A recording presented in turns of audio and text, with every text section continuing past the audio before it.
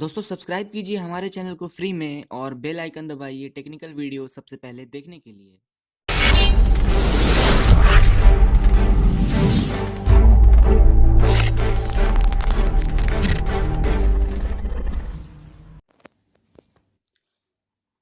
Hello दोस्तों, मैं हूं आपका होस्ट यूसुफ जैक्स और मिस्टीरियस नाइट्स के पहले एपिसोड में आप सभी का बहुत बहुत स्वागत है। तो अगर आप नए हैं तो मैं आपको बता दूं कि ये इस प्लेलिस्ट का पहला वीडियो है जो हर हफ्ते आज ही के दिन आपको 7 बजे शाम में मिलेगा और इसके अंदर हम लोग पैरानॉर्मल एक्टिविटीज़ और मिस्टीरियस चीज़ों के बारे में बात करेंगे और सुपर नेचुरल पावर्स के बारे में भी बात करेंगे। तो आज का हमारा टॉपिक है बर्मुडा ट्रायंगल या डेविल्स ट्रायंगल। आपने इसके बारे में सुना होगा, इसके बारे में कई सारी कहानियां फेमस हैं। कुछ को हम लोग सच मानते हैं, कुछ को नहीं मानते हैं, लेकिन किसी का भी पुख्ता सबूत नहीं मिल पाया है। तो यहाँ पे 5 चीज़ें जो इसके बारे में है जो बहुत ज़्यादा फेमस हैं, हम लोग यहाँ पे उसके बारे में बात करने वाले हैं। जिसमें कि एक तो है कि साइंटिस्ट इसके बारे में क्या कहते हैं, जिन लोगों ने देखा है वो लोग इसके बारे में क्या कहते हैं, और तीसरा है कि आप नहीं जानते होंगे शायद रामायण के अंदर भी इसका ज़िक्र है, उसके बारे में भी हम लोग बात करेंगे।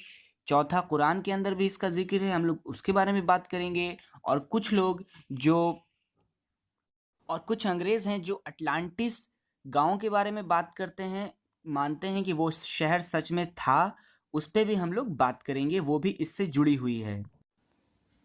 तो अगर आप नहीं जानते हैं कि बर्मुडा ट्रायंगल क्या होता है तो पहले मैं उस बारे में बता दूं। बर्मुडा ट्रायंगल एक एरिया है जो कि कुछ आइलैंड्स के बीच में आता है और नॉर्थ वेस्ट अटलांटिक ओशियन में ये पड़ता है और इसको डेविल्स ट्रायंगल भी कहा जाता है। इसके बारे में कहानियां मशहूर हैं कि यहाँ पर से जो शिप गुजरती है, अगर वो इसके घेरे में आ गई तो फिर वो कभी नहीं मिलती है, और ऊपर से भी जो प्लेन गुजरे हैं वो भी कभी नहीं मिले।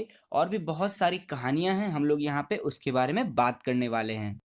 कुछ कहानियां ऐसा कहती हैं कि यहाँ पे एलियंस मौजूद हैं, कुछ लोग कहते हैं कि यहाँ पैरानॉर्मल एक्टिविटीज़ होती है, कुछ लोगों का दावा है कि उन्होंने यूएफओ देखा है यहाँ पर और एलियंस मौजूद हैं। कुछ लोगों का कहना है कि ये कोई और डायमेंशन में जाने का रास्ता है या फिर किसी और टाइम जोन में जाने का रास्ता है, या यहाँ से हम लोग किसी और ग्रह पे भी जा सकते हैं। और कुछ लोगों का तो कहना है कि उन्होंने यूएफओ की फ़ोटो भी खींची है। इस जगह के बारे में एक चीज़ तो कंफर्म है कि यहाँ पे कंपास काम नहीं करता है। कंपास एक डिवाइस है जो दिशा देखने के लिए यूज़ किया जाता है, जिसको अगर आप मान लीजिए कि एक मैग्नेट को आप अगर हवा में लटकाते हैं तो उसमें साउथ पोल और नॉर्थ पोल दिखता है, लेकिन इस एरिया में जाने के बाद वो भी काम नहीं करता है। तो दोस्तों शुरू करते हैं रामायण से। रामायण में इसके बारे में क्या लिखा हुआ है। आप सभी ने रामायण सुना होगा, पढ़ा होगा, कुछ लोगों ने भाई फिल्म में भी देखा होगा।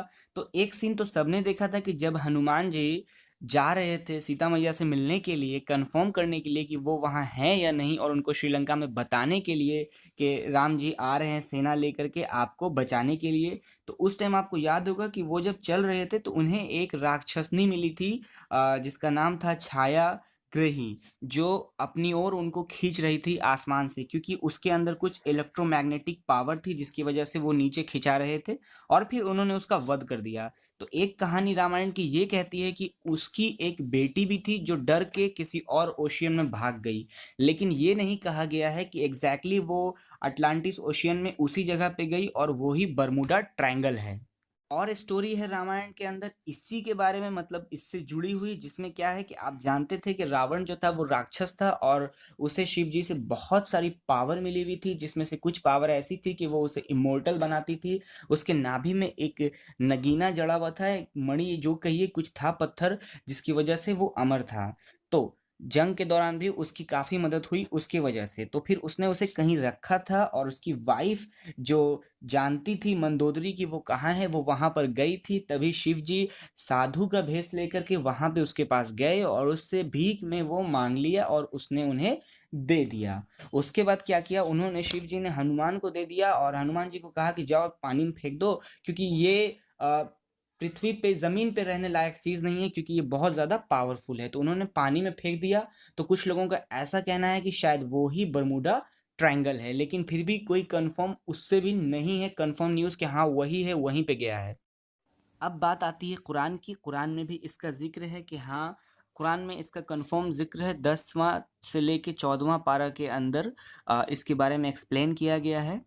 मुस्लिम मैथोलॉजी के हिसाब से जब आदम अलैहिस्सलाम को अल्लाह ताला ने बनाया तो सभी फरिश्तों को और फरिश्ते के सरदार जिनका नाम अज़ाज़ील था उन्हें भी कहा कि सजदा करो।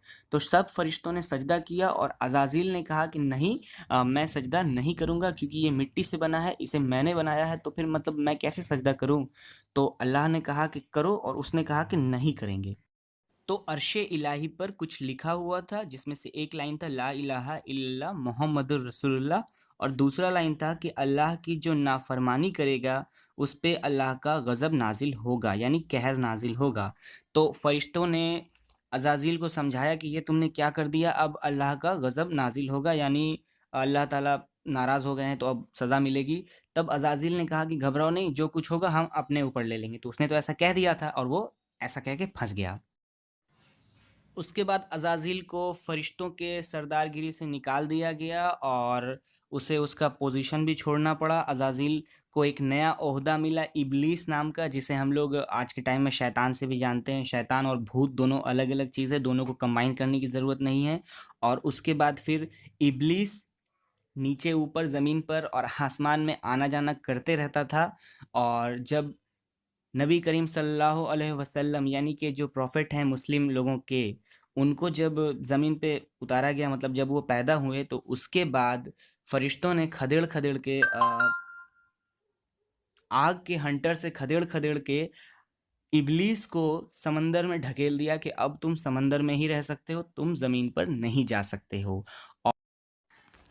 तो मुस्लिम मैथोलॉजी के हिसाब से वो जगह जो बरमूडा ट्रायंगल है वो दरअसल शैतान के सरदार इब्लीस का तख्त है। मतलब वहाँ से ही वो सबको कंट्रोल करता है, सारे शैतानों को कमांड देता है, जो भी है वगैरह वगैरह। और चलिए अब बढ़ते हैं साइंस की ओर। फ्रिक्शन, एक और फ्रिक्शन बाकी है अभी। एक है अटलांटिस गांव के बारे में, शहर जो भी कहिए आप। आपने कभी न कभी अटलांटिस शहर के बारे में ज़रूर सुना होगा। कहानियों में, फ़िल्मों में इस पे कई सारी फ़िल्म भी बनी हुई है। और इसका कहना है कि ये एक शहर था जहाँ के लोग जो थे वो बहुत ज़्यादा डेवलप्ड थे, हम लोगों के हिसाब से, मतलब कहीं ज़्यादा तेज़ थे, ज़्यादा समझ सकते थे, ज़्यादा बुद्धिमान थे, सीधी बात। और उन लोगों ने उस शहर को इतना एडवांस बनाया था, इतना अच्छा बनाया था कि वो एक्सप्लेन करने के लिए वर्ड्स नहीं हैं, इतने ज़्यादा हैं। तो उन लोगों का मानना, मतलब कुछ लोगों का मानना है कि वो जो जगह है बर्मुडा ट्रायंगल, वो दरअसल वो हिस्सा है जब जो सुनामी, बाढ़, मतलब बहुत हेवी तूफान आने की वजह से पूरा अटलांटिस गांव अटलांटिक ओशियन के अंदर चला गया था। और वो अंदर में उसमें कुछ पत्थर लगे हुए थे और उसी पत्थर का कुछ वैसा रिफ्लेक्शन है, लेकिन इसका भी कोई पुख्ता सबूत नहीं है। क्योंकि असल में मैं इसके बारे में ये सोचता हूँ कि अगर वो इतना ही ज़्यादा तेज थे तो फिर उससे बचने का भी कोई तरीका ढूंढ सकते थे ना।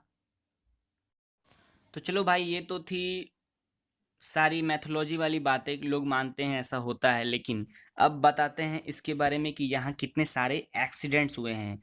तो सबसे पहले 1492 में क्रिस्टोफर कोलंबस जब उधर से गुजर रहे थे, तब उन्होंने क्या वहाँ पे एक अजीब सी लाइट्स देखी, ऐसा उनका कहना है। और बिना हवा के काफ़ी ऊंची ऊंची लहर देखी और उन्होंने बताया कि उनका कंपास वहाँ पर वर्क नहीं कर रहा था, वो चारों दिशाओं में घूम रहा था और एक सही डायरेक्शन नहीं दे पा रहा था। तो चलिए, फिर ये बहुत पुरानी बात हो गई, आपको एक नई बात बताता हूँ। 1945 में 14 नेवी एयरमैन्स के साथ कुछ जहाज आपस में प्रैक्टिस और ट्रेनिंग कर रहे थे और उस समय 1 घंटे 45 मिनट तक प्रैक्टिस करने के बाद अचानक जहाज के लेफ्टिनेंट चार्ल्स टेलर का मैसेज गया कंट्रोल रूम में कि उनका तीनों कंपास सही से वर्क नहीं कर रहा है और फिर वो जहाज गायब हो गया। उसके बाद सर्च प्लेन जो भेजा गया वो भी 27 मिनट के बाद गायब हो गया, जिसमें 13 मेंबर थे। उनका कुछ पता नहीं चला, कोई मलबा नहीं मिला, सब गायब, सब खत्म, सब नष्ट।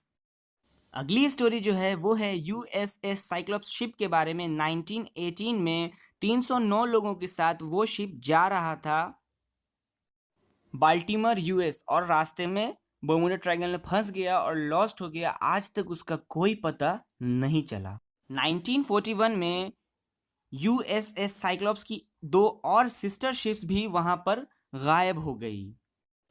अब कुछ लोगों का कहना है कि वो जगह 5 लाख स्क्वायर मील के क्षेत्र में बटी हुई है और कुछ लोगों का कहना है कि 13 लाख स्क्वायर मील के क्षेत्र में बटी हुई है, लेकिन कोई भी कंफर्म नहीं कह सकते हैं कि वो डेंजर जोन कितना बड़ा है। अब कुछ नई रिसर्च की थ्योरी सामने आई है जिसके हिसाब से साइंटिस्ट ने कहा है कि वहाँ पे ये सारे एक्सीडेंट सिर्फ इसलिए होते हैं क्योंकि कंपास वहाँ पे वर्क नहीं करता है और वहाँ पे बादलों का एक बहुत बड़ा सुरंग बन जाता है जो समुंदर से उठता है और आसमान की ओर चला जाता है, और जो उसके अंदर जाता है वो उसको सीधा खींच के समुंदर की गहराइयों में घुसा देता है।